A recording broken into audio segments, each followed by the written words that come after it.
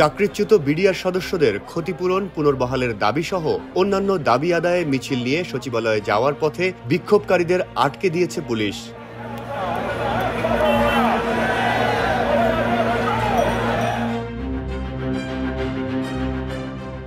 এ সময় পুলিশ তাদের উপর জল কামান ব্যবহার করে।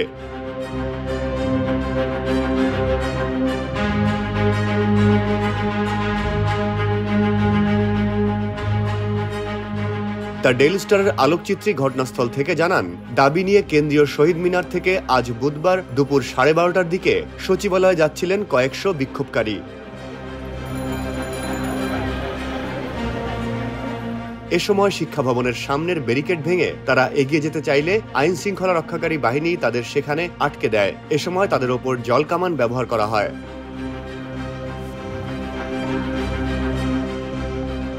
বাধা পেয়ে খাদ্য ভবনের সামনে তারা অবস্থান নিয়েছেন। পরে সচিবালয়ের সামনে ব্যাপক সংখ্যক সেনা সদস্য অবস্থান করতে দেখা গিয়েছে।